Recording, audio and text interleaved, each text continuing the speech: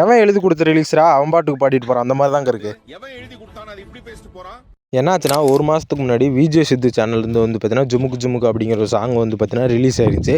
அதில் வந்து பார்த்தீங்கன்னா, Harshad Khan bro, Suri bro, Sathish bro, BB bro, Sherif அண்ணா இவங்க எல்லாருமே வந்து பார்த்தீங்கன்னா மரணக்கலாய் கலாச்சி தான் வந்து பார்த்தீங்கன்னா அந்த ஒரு சாங் ஃபுல்லாமே இருக்கும். அதுக்கப்புறம் வந்து பார்த்தீங்கன்னா இனி விலாக்ஸு இதில் முக்கியமாக யாரை கலாச்சி வச்சுருக்காங்கன்னா, நம்ம சித்தண்ணன் தான் கலாச்சி வச்சுருக்காங்க.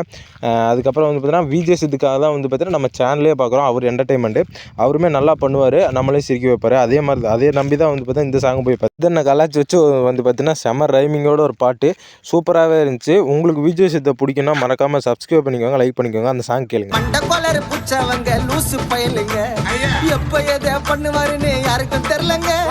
குழந்தை போல சட்டை செய்யும் கிறுக்கு பேசுங்க, தலைவர் தான் எல்லாருக்கும் பிடிச்ச பீசுங்க. கவுண்டர் இல்ல ஒருத்தே தலை காமெடியில கெத்து, ஸ்ட்ரெஸ் காலி பண்ணும் எங்க விஜய் சித்து.